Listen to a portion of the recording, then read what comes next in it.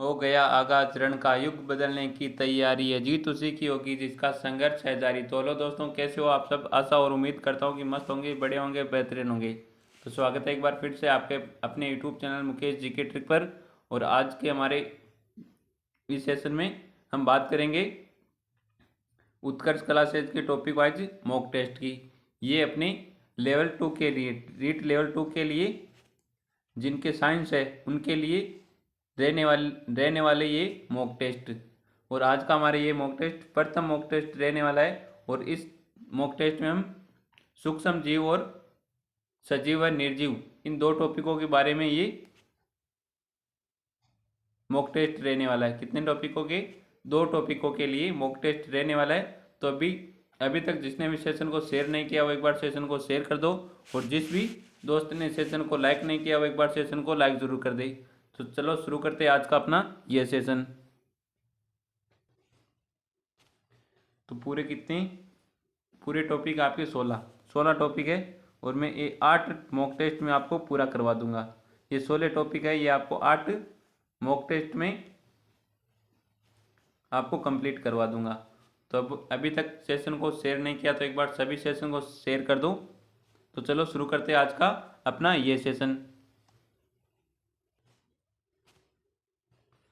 सजीव निर्जीव टॉपिक से पहला क्वेश्चन है, सजीव व निर्जीव के बीच की योजक कड़ी है। तो सजीव व निर्जीव के बीच की योजक कड़ी कौन सी है? ऑप्शन है विषाणु, पक्षी, गाय, बैक्टीरिया।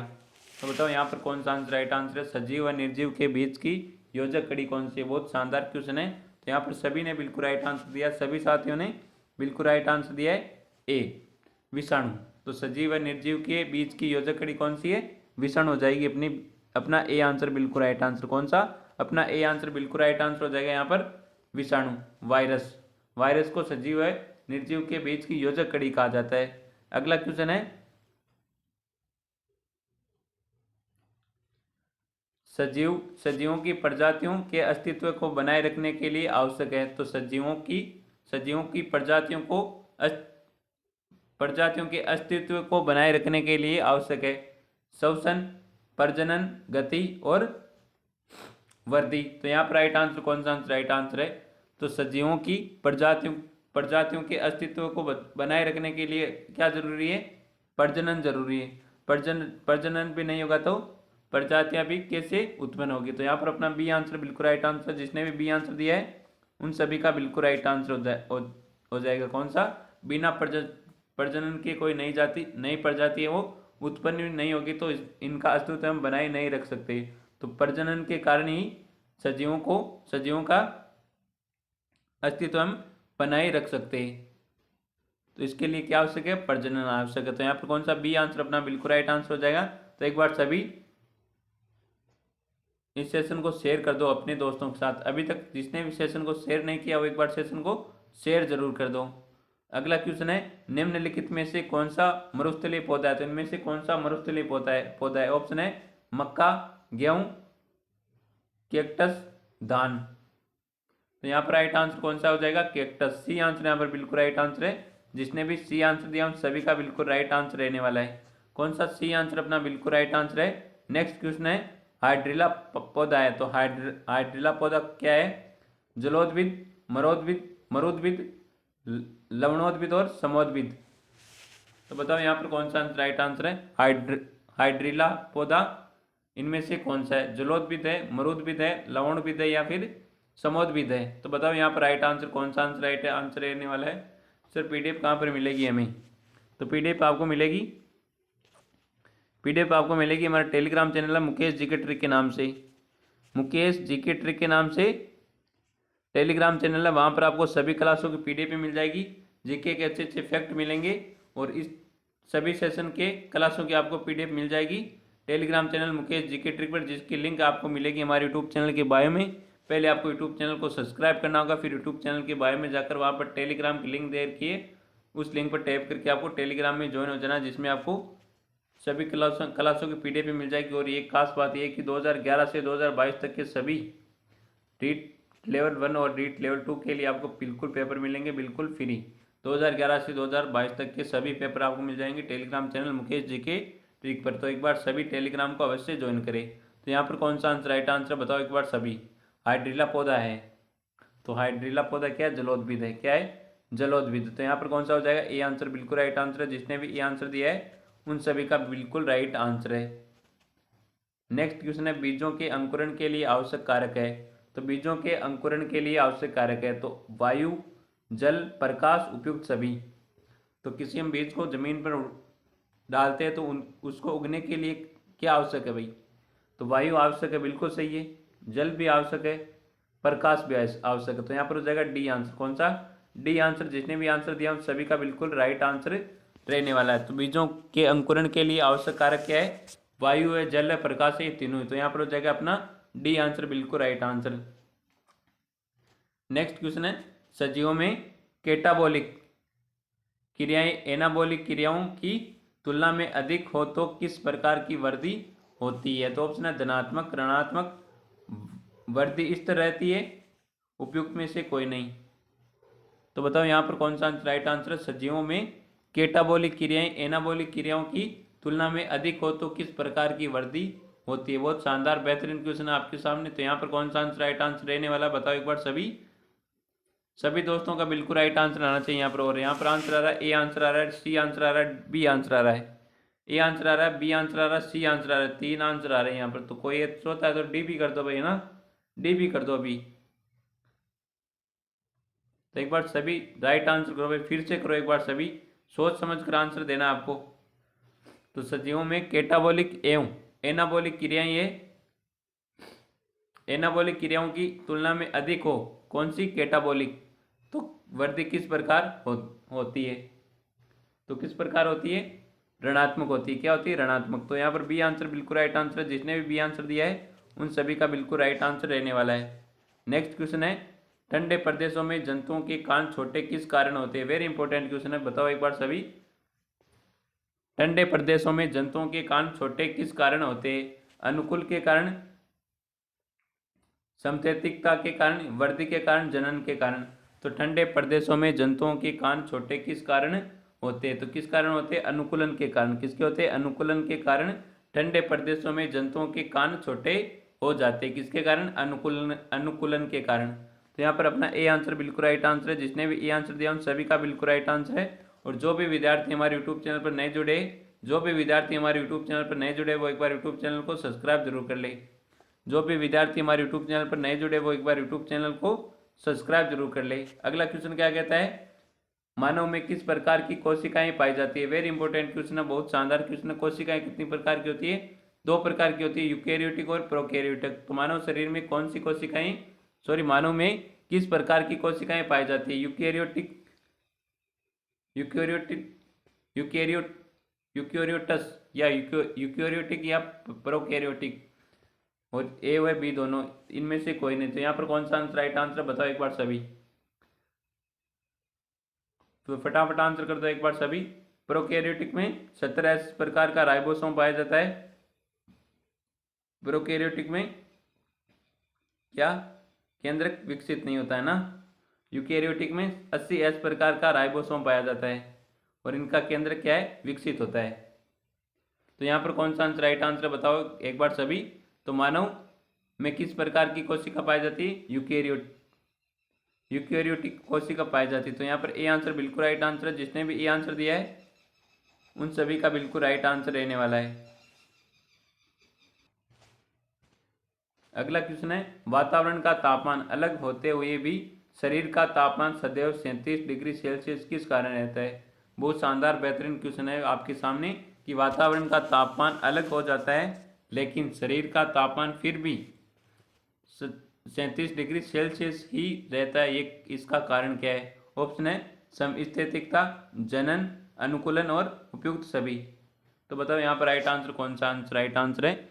वातावरण का तापमान अलग होते हुए भी शरीर का तापमान सदैव 37 डिग्री सेल्सियस किस कारण रहता है, रहता है, समस्थैतिकता के कारण। किसके कारण, समस्थैतिकता के कारण रहता है। कितना, 37 डिग्री सेल्सियस। तो यहाँ पर कौन सा आंसर अपना ए आंसर बिल्कुल राइट आंसर है कि वातावरण का ताप है अलग हो जाता है फिर भी शरीर का तापमान सदैव 37 डिग्री सेल्सियस ही रहता है। ये इसका कारण क्या है, समस्थैतिकता का ये समस्थैतिकता का कारण है ये। तो यहाँ पर राइट आंसर हो जाएगा अपना ए आंसर। जिसने भी ए आंसर दिया उन सभी का बिल्कुल राइट आंसर है। नेक्स्ट क्वेश्चन आपके सामने, एक ही जाति के दो जीव युग्मकों के सहयोग के द्वारा किसी नए जीव की उत्पत्ति करे तो इसे कहते लैंगिक जनन, अलैंगिक जनन, कायिक जनन, ए और सी दोनों। तो यहाँ पर बताओ कौन सा आंसर राइट आंसर है। तो एक ही जाति के दो जीव युग्मकों के सहयोग के द्वारा किसी नए जीव की उत्पत्ति करे तो उसे क्या कहते हैं, लैंगिक जनन कहते हैं। क्या कहते हैं, लैंगिक जनन। तो ए आंसर यहाँ पर जिसने भी दिया उन सभी का बिल्कुल राइट आंसर रहने वाला। जिसने भी ए आंसर दिया है उन सभी का यहाँ पर बिल्कुल राइट आंसर है। अगला क्वेश्चन है, कोशिका की संरचना के आधार पर जीव के प्रकार है। तो कोशिका की संरचना के आधार पर जीव के प्रकार है यूकेरियोट्स, प्रोकैरियोट्स, ए व बी दोनों, ए व बी दोनों नहीं। तो बताओ यहाँ पर कौन सा आंसर राइट आंसर है। और यहाँ पर सभी का सी आंसर आ रहा है, ए और बी दोनों, ए और बी दोनों। तो यहाँ पर सी आंसर सभी का बिल्कुल राइट आंसर है। नेक्स्ट क्वेश्चन है, निम्नलिखित में से निर्जीव वस्तुओं से संबंधित है। तो इनमें से कौन सा निर्जीव वस्तुओं से संबंधित है, जैविक क्रियाएं, भौतिक क्रियाएं, रासायनिक परिवर्तन, बी तथा सी दोनों। तो इनमें से निर्जीव वस्तुओं से संबंधित है।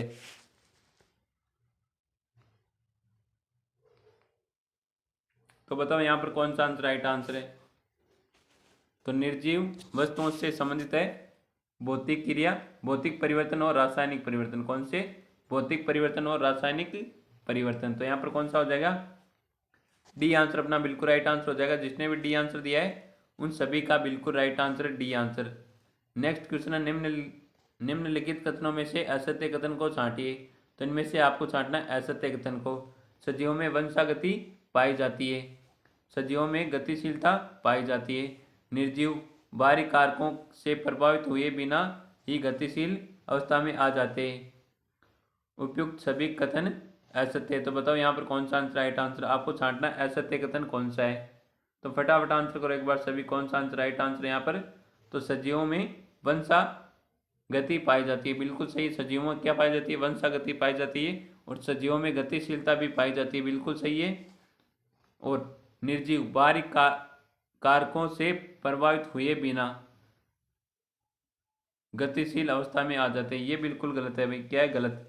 तो निर्जीव है, निर्जीव को बाहरी कारकों से प्रभावित करने पर वह क्या होती है, गतिशील होते हैं। क्या होते हैं, गतिशील अवस्था में आ जाते हैं। तो यहाँ पर सी आंसर बिल्कुल राइट आंसर है। ये कथन क्या है, असत्य है। तो यहाँ पर सी आंसर जिसने भी दिया सभी का बिल्कुल राइट आंसर रहने वाला। कौन सा, सी आंसर। नेक्स्ट क्वेश्चन है, पोषण के आधार पर, पोषण के आधार पर सजीव कितने प्रकार के होते हैं। तो पोषण के आधार पर सजीव कितने प्रकार के होते हैं, स्वपोषी, विषमपोषी, ए व बी दोनों, ए व बी दोनों नहीं। तो बताओ यहाँ पर राइट आंसर कौन सा है। तो यहाँ पर सभी का बिल्कुल सी आंसर आ रहा है। बहुत बढ़िया दोस्तों, लाजवाब, क्या बात है। सभी का बिल्कुल राइट आंसर आ रहा है सी आंसर। पोषण के आधार पर सजीव कितने प्रकार के होते हैं, दो प्रकार के होते हैं, सजीव स्वपोषी और विषमपोषी। नेक्स्ट क्वेश्चन है, निम्नलिखित में से निर्माणकारी क्रियाएं कहलाती है।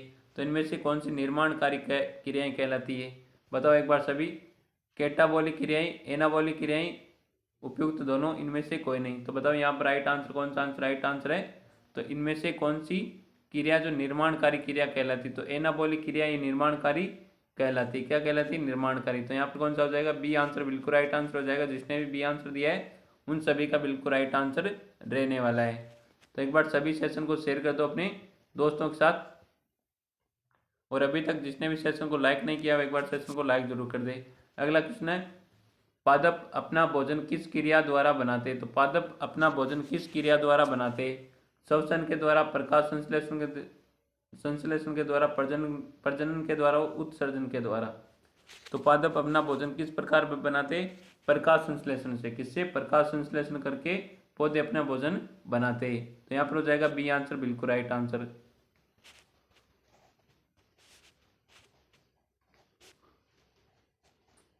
नेक्स्ट क्वेश्चन है, निम्नलिखित में से कौन सा जीव रात्रिचर है। तो इनमें से कौन सा जीव रात्रिचर है, गाय, चमगादड़, मेंढक, घोड़ा। तो बताओ यहाँ पर राइट आंसर। तो सभी का बिल्कुल राइट आंसर आ रहा है यहाँ पर। कौन सा, फिर से बी आंसर, चमगादड़ बिल्कुल राइट आंसर आ रहा है, बी आंसर। निम्नलिखित में से कौन सा जीव रात्रिचर है? तो चमगादड़। चमगादड़ क्या करते हैं? रात में ही तो उड़ते। कभी किसी ने दिन में चमगादड़ को देखा है क्या? बताओ, देखते कौन देखा है अभी दिन में?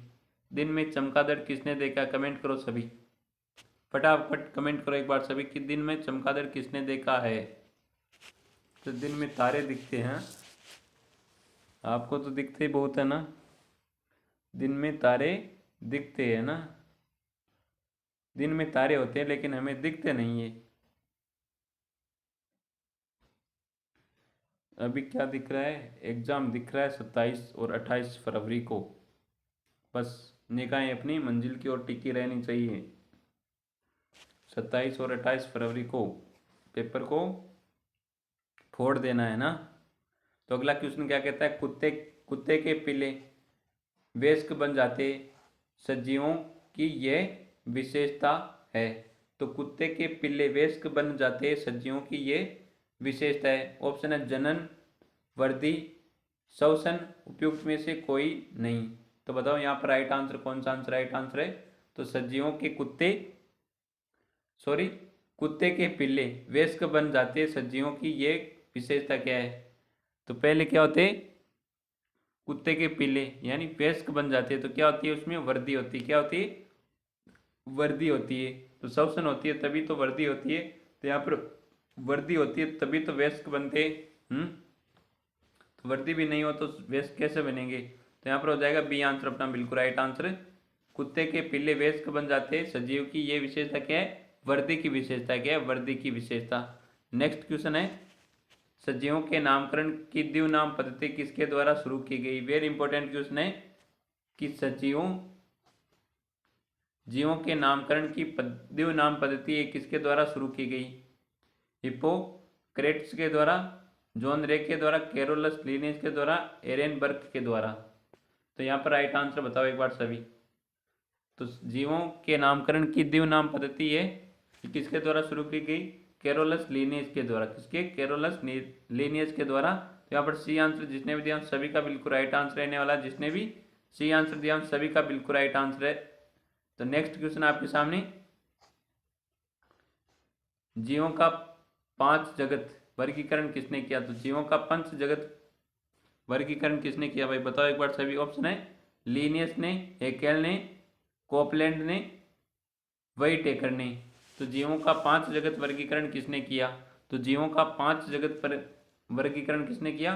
व्हाइटेकर ने किया। किसने किया? व्हाइटेकर ने। तो यहाँ पर बी आंसर जिसने भी दिया उन सभी का बिल्कुल राइट आंसर रहने वाला। जिसने भी बी आंसर दिया है उन सभी का बिल्कुल राइट आंसर रहने वाला है। तो अगला टॉपिक आ गया हमारा सूक्ष्म जीव। कौन सा? सूक्ष्म जीव। कौन सा आ गया? सूक्ष्म जीव। तो इसके बारे में देख लेते हैं हम। आर.एच. व्हाइटेकर ने बैक्टीरिया को किस जगत में शामिल किया? तो आर.एच. व्हाइटेकर ने बैक्टीरिया यानी जीवाणु, बैक्टीरिया को हिंदी में क्या कहा जाता है? जीवाणु कहा जाता है। और विषाणु को वायरस। जीवाणु,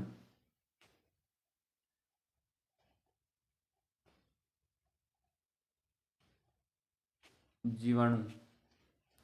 तो व्हाइटेकर, आर.एच. व्हाइटेकर ने बैक्टीरिया को किस जगत में शामिल किया गया? ऑप्शन है मोनेरा में, फंजाई में, प्लांटी में, प्रोस्टिटा में। तो यहाँ पर सभी का बिल्कुल राइट आंसर आ रहा है ए आंसर। कौन सा? सभी का बिल्कुल राइट आंसर आ रहा है ए आंसर। सभी ने बिल्कुल राइट आंसर दिया ए आंसर। व्हाइटेकर ने बैक्टीरिया को किस जगत में रखा? मोनेरा जगत में रखा। किस जगत में? मोनेरा जगत में। ये क्वेश्चन बहुत बेहतरीन क्वेश्चन है। अगला क्वेश्चन है, स्ट्रेप्टोमाइसिलिन माइसिन एक एंटीबायोटिक इससे किससे प्राप्त किया जाता है? तो स्ट्रेप्टोमाइसिन है एक एंटीबायोटिक है। इससे किससे प्राप्त किया जाता है? कवक से, बैक्टीरिया से, शैवाल से और लाइकेन से।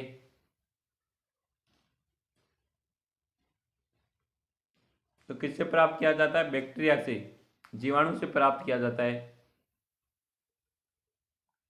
स्ट्रेप्टोमाइसिन जो एक है एंटीबायोटिक है। तो यहाँ पर बी आंसर बिल्कुल राइट आंसर है। जिसने भी बी आंसर दिया उन सभी का बिल्कुल राइट आंसर रहने वाला। नेक्स्ट क्वेश्चन है,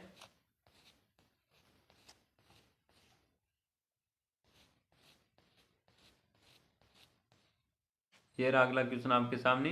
निम्नलिखित में से बैक्टीरिया, तो निम्नलिखित में से बैक्टीरिया जो मृदा को उपजाऊ बनाने में सहायक है। ऑप्शन है नाइट्रोबैक्टर, नाइट्रोसोमोनास, नाइट्रोकोकस, उपयुक्त सभी। तो बताओ यहाँ पर राइट आंसर कौन सा आंसर राइट आंसर है? फटाफट आंसर कर दो एक बार सभी। सभी दोस्तों का बिल्कुल राइट आंसर आना चाहिए कमेंट में। तो सभी दोस्त एक बार कमेंट कर दो आंसर कमेंट में, सभी एक बार सभी आंसर कर दो कमेंट में। सभी का बिल्कुल राइट आंसर आना चाहिए यहाँ पर। और सभी का आंसर आ रहा है कमेंट में, डी आंसर आ रहा है, डी आंसर आ रहा है, डी आंसर आ रहा है। तो बैक्टीरिया जो मृदा को उपजाऊ बनाने में सहायक है। तो नाइट्रोबैक्टर बिल्कुल सही है। नाइट्रोसोमोनास भी क्या करता है? मृदा को उपजाऊ बनाता है। और नाइट्रोकोकस ये भी मृदा को क्या करता है? उपजाऊ बनाता है। तो यहाँ पर हो जाएगा उपरोक्त सभी, उपयुक्त सभी। डी आंसर बिल्कुल राइट आंसर है। जिसने भी डी आंसर दिया है उन सभी का बिल्कुल राइट आंसर रहने वाला है। नेक्स्ट क्वेश्चन है, निम्नलिखित में से कौन सा सहजीवी बैक्टीरिया का उदाहरण? तो इनमें से कौन सा सहजीवी बैक्टीरिया का उदाहरण है? एक्जोबैक्टर, क्लोस्ट्रीडियम, नाइट्रोसोमोनास, राइजोबियम। तो राइजोबियम है दाल के पौधे होते हैं, उनकी जड़ों में पाया जाता है क्या? राइजोबियम। ये दाल वर्ग के वो पौधे होते हैं ना, उनकी जड़ों में पाया जाता है ये राइजोबियम। तो यहाँ पर कौन सा आंसर राइट आंसर बताओ एक बार सभी। तो सहजीवी बैक्टीरिया का उदाहरण है राइजोबियम। डी आंसर बिल्कुल राइट आंसर है। जिसने भी डी आंसर दिया है उन सभी का बिल्कुल राइट आंसर रहने वाला है। नेक्स्ट क्वेश्चन है, जैव हथियार में प्रयुक्त बैक्टीरिया कौन सा है? तो जैव हथियार में प्रयुक्त बैक्टीरिया कौन सा है? ऑप्शन है Acetobacter, aceti, bacillus anthracis, Nitrosomonas, bacillus ब्रीविस। तो जैव हथियार में प्रयुक्त बैक्टीरिया कौन सा है? फटाफट आंसर कर दो एक बार सभी। तो जैव हथियार में प्रयुक्त बैक्टीरिया कौन सा? Bacillus anthracis, bacillus anthracis. तो यहाँ पर बी आंसर जिसने भी दिया उन सभी का बिल्कुल राइट आंसर है। एक बार सभी सेशन को शेयर कर दो सभी। और जो भी विद्यार्थी हमारे यूट्यूब चैनल पर नए जुड़े वो एक बार यूट्यूब चैनल को सब्सक्राइब जरूर कर ले। और इस सेशन से आपने कितने क्वेश्चन सही किए आपको बताना कमेंट में। इन दोनों मॉक टेस्ट, ये मॉक टेस्ट है, 2 टॉपिक है, इनमें से आपने कितने क्वेश्चन सही किए आपको बताना कमेंट में। और ये सेशन कैसा लगा ये भी आपको कमेंट में बताना सभी को। अगला क्वेश्चन है, जीवाणु विज्ञान बैक्टीरियोलॉजी के जनक के रूप में किसे जाना जाता है? लुईस पास्चर को, रॉबर्ट कोच को, ल्यूवेनहॉक और वेइटेकर को। वेइटेकर। तो यहाँ पर कौन सा आंसर राइट आंसर बताओ एक बार सभी। तो जीवाणु बैक्टीरियोलॉजी के जनक, फादर ऑफ बैक्टीरियोलॉजी कि कौन है बताओ एक बार सभी। तो यहाँ पर ल्यूवेनहॉक बिल्कुल राइट आंसर है। जीवाणु की खोज ल्यूवेनहॉक ने तो की थी। तो यहाँ पर कौन सा हो जाएगा? सी आंसर बिल्कुल राइट आंसर। जिसने भी सी आंसर दिया है उन सभी का बिल्कुल राइट आंसर है। नेक्स्ट क्वेश्चन है, पाश्चुरीकरण। पाश्चुरीकरण का सिद्धांत किसने दिया? लुईस पास्चर ने, एरेनबर्ग ने, नोकार्ड ने, रॉबर्ट कोच ने। तो पाश्चुरीकरण का सिद्धांत एक किसने दिया बताओ एक बार सभी।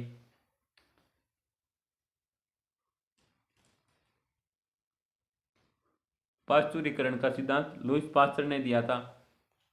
रॉबर्ट कोच ने कौन सा? जर्म सिद्धांत दिया था। रॉबर्ट कोच ने दिया था जर्म सिद्धांत। तो यहाँ पर अपना ए आंसर बिल्कुल राइट आंसर है। जिसने भी ए आंसर दिया है उन सभी का बिल्कुल राइट आंसर रहने वाला है। नेक्स्ट क्वेश्चन है, पेनिसिलिन नामक एंटीबायोटिक प्राप्त की जाती है। तो पेनिसिलिन एंटीबायोटिक प्राप्त की जाती है। ऑप्शन है विषाणु से, शैवाल से, कवक से, टेरिडोफाइट से। तो बताओ यहाँ पर राइट आंसर कौन सा है? तो पेनिसिलिन शैवाल से प्राप्त की जाने वाली एंटीबायोटिक है। कौन सी? शैवाल से। तो यहाँ पर बी आंसर बिल्कुल राइट आंसर है। जिसने भी बी आंसर दिया उन सभी का बिल्कुल राइट आंसर रहने वाला। नेक्स्ट क्वेश्चन है, यीस्ट निम्नलिखित में से किस विटामिन का मुख्य स्रोत है? तो यीस्ट निम्नलिखित में से किस विटामिन का मुख्य स्रोत है? विटामिन सी का, विटामिन बी कॉम्प्लेक्स का, विटामिन डी का और विटामिन ए का। तो यहाँ पर राइट आंसर कौन सा आंसर राइट आंसर रहने वाला बताओ एक बार सभी। तो यहाँ पर जिसने भी बी आंसर दिया उन सभी का बिल्कुल राइट आंसर है विटामिन बी कॉम्प्लेक्स का। तो यहाँ पर कौन सा आंसर है? Right answer B answer. Yeast निम्नलिखित में से किस विटामिन का मुख्य स्रोत है? विटामिन बी का कॉम्प्लेक्स का। नेक्स्ट क्वेश्चन है, हमारे शरीर के लिए अति महत्वपूर्ण है।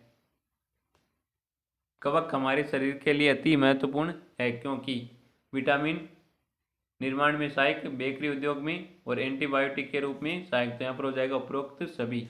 डी आंसर बिल्कुल राइट आंसर है। जिसने भी डी आंसर दिया उन सभी का बिल्कुल राइट आंसर रहने वाला है। कवक हमारे लिए अति महत्वपूर्ण क्यों है? क्योंकि कवक विटामिन निर्माण में सहायक होता है, बेकरी उद्योग में सहायक होता है, एंटीबायोटिक्स के रूप में सहायक होता है। तो यहाँ पर कौन सा हो जाएगा?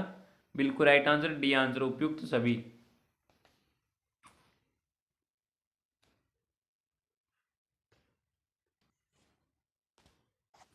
नेक्स्ट क्वेश्चन है, निम्नलिखित में से कौन सा मर्तोपजीवी विषमपोषी कवक है? तो इनमें से कौन सा मर्तोपजीवी विषमपोषी कवक है?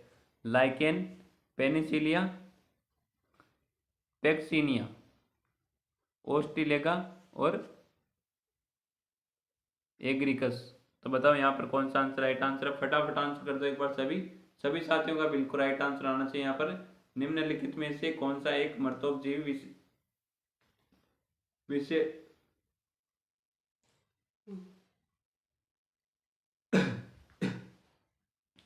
तो निम्नलिखित में से कौन सा एक मर्तोपजीवी विषमपोषी कवक है? तो बताओ यहाँ पर कौन सा आंसर राइट आंसर है? तो यहाँ पर जिसने भी डी आंसर दिया उन सभी का बिल्कुल राइट आंसर है एगेरिकस। कौन सा हो जाएगा? एगेरिकस। एगेरिकस से एक मर्तोपजीवी विषमपोषी कवक है। नेक्स्ट क्वेश्चन है,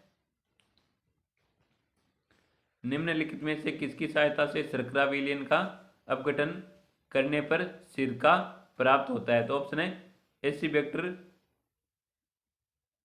एसिटाई, माइक्रोकोकस, कैंडिसेन, क्रोटोलेरिया, जसिया और लैक्टोबैसिलस। लैक्टोबैसिलस से दूध का दही जमना। दूध है वो दही में किस जीवाणु के कारण होता है? दही किस जीवाणु के कारण जमती है? लैक्टोबैसिलस के कारण। तो यहाँ पर कौन सा राइट आंसर बताओ एक बार सभी। Anti एसिबैक्टर aceti. कौन सा हो जाएगा? एसिबैक्टर एसिटाई। तो यहाँ पर हो जाएगा ए आंसर बिल्कुल राइट आंसर। जिसने भी ए आंसर दिया उन सभी का बिल्कुल राइट आंसर रहने वाला। नेक्स्ट क्वेश्चन है, अब थोड़ी गति को बढ़ाई है ना, गति को क्या करें? बढ़ाई। तो ऑप्शन है विनाइट्रीकरण में सहायक बैक्टीरिया कौन सा है? तो विनाइट्रीकरण में सहायक बैक्टीरिया कौन सा है? तो आपका हो जाएगा स्यूडोमोनास तथा थायोबैसिलस। स्यूडोमोनास और थायोबैसिलस। तो यहाँ पर ए आंसर बिल्कुल राइट आंसर है। नेक्स्ट क्वेश्चन है, ऐसे कवक जो अपने भोजन के लिए विशेषकर कीड़ों पर निर्भर रहते हैं उन्हें क्या कहा जाता है? मर्तजीवी, पैरासाइटोइड, कीट, एंटोमोपैथोजेनिक। तो यहाँ पर राइट आंसर कौन सा है? ऐसे कवक जो अपने भोजन के लिए विशेषकर कीड़ों पर निर्भर रहते हैं उन्हें क्या कहा जाता है? तो बताओ यहाँ पर कौन सा आंसर राइट आंसर है? एंटोमोपैथोजेनिक। तो यहाँ पर डी आंसर बिल्कुल राइट आंसर। जिसने भी डी आंसर दिया उन सभी का बिल्कुल राइट आंसर है। नेक्स्ट क्वेश्चन है,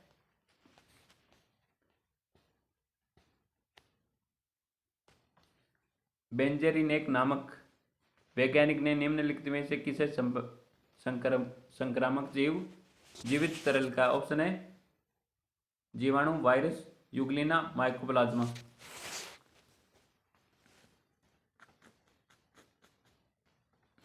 तो बताओ यहाँ पर कौन सा आंसर राइट आंसर है? फटाफट आंसर कर दो एक बार सभी। और जिसने भी यहाँ पर बी आंसर दिया उन सभी का बिल्कुल राइट आंसर है वायरस को।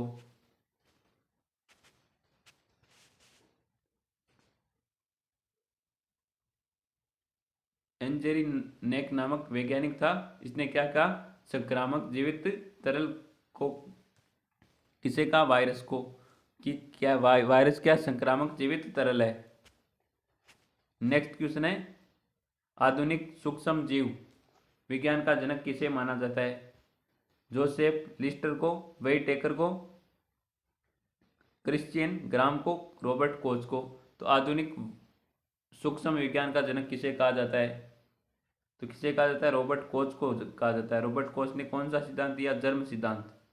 जर्म सिद्धांत दिया और दो दो रोगों के बारे में बताया और बैक्टीरिया के बारे में ये कहा कि सबसे ज़्यादा रोग फैलाने वाले क्या होते हैं? बैक्टीरिया होते हैं। और दो रोगों के बारे में बताया था, हैजा और टीबी।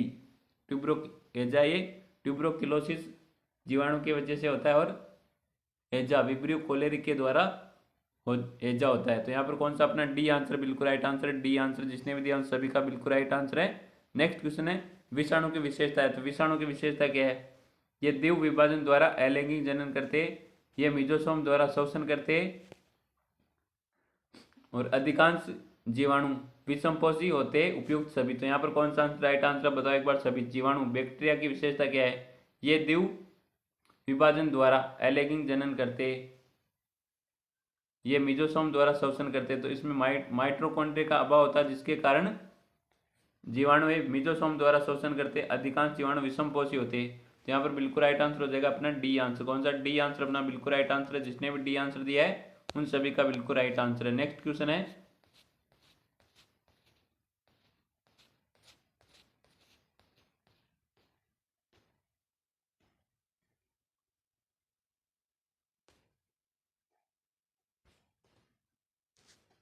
खाद्य पदार्थों में मिलाए जाने के बाद अपनी श्वसन प्रक्रिया में खमीर को कहा जाता है यीस्ट निम्नलिखित में से क्या उत्पादित करते हैं? तो ऑक्सीजन, कार्बन डाइऑक्साइड, नाइट्रोजन, इनमें से कोई नहीं। तो बताओ यहाँ पर कौन सा आंसर राइट आंसर है? तो कार्बन डाइऑक्साइड।